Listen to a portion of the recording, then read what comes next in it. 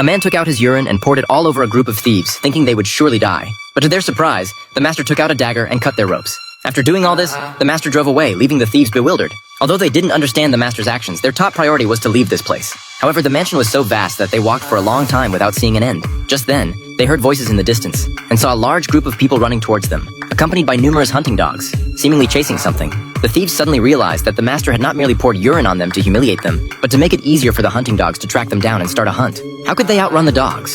Fortunately, there was a small river ahead, and without a second thought, they jumped into the water. The hunters, however, were in no rush to follow. They just stood on the riverbank, quietly enjoying the sense of superiority that came with controlling the life and death of their prey. Seeing that their pursuers had not entered the water, the thieves felt a little relieved and even cursed at the hunters before continuing on their way. They moved forward, passing through a patch of weeds, thinking that after walking a bit further, they could leave the estate. But at that moment, the wooden stick in John's hand was suddenly snapped by something. Looking down, he saw it was a hidden animal trap in the grass. If caught by this thing, it could break limbs or even kill on the spot. John was so scared that he quickly threw the stick aside.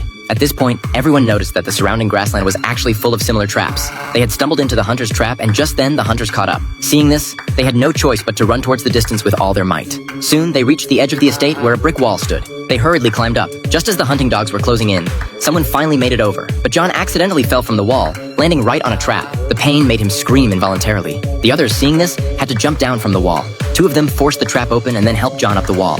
However, as soon as John got up, the dogs had caught up. Paul didn't have time to dodge and was bitten by a dog. With a piercing scream, the three lost their closest companion. Soon, Paul's body was brought back. The hunters admired their trophy while drinking. The mistress smeared Paul's blood on her son's face, a ritual passed down through generations in their family. Next, as long as the son killed someone, he could successfully inherit the family's vast wealth. Meanwhile, on the other side, the butler, who was tracking the three outside, suddenly saw a female corpse lying not far ahead. He quickly stopped the car and walked over to check. But the next second, the butler was knocked out by John. It turned out to be a trap set by the three to avenge their brother. After teaching the butler a lesson, they quickly fled the scene. However, after escaping for a while, the howling of hunting dogs sounded again in the distance, as if the hunters could detect their location at any time. John looked down at his leg, guessing that the blood on it might have attracted the dogs. To avoid implicating his companions, John suggested they split up and he would distract the dogs. Sure enough, the dogs pounced on him.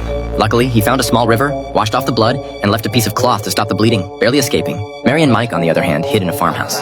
Although they had a hearty meal, the footprints they left on the ground were soon discovered by the wealthy father and son.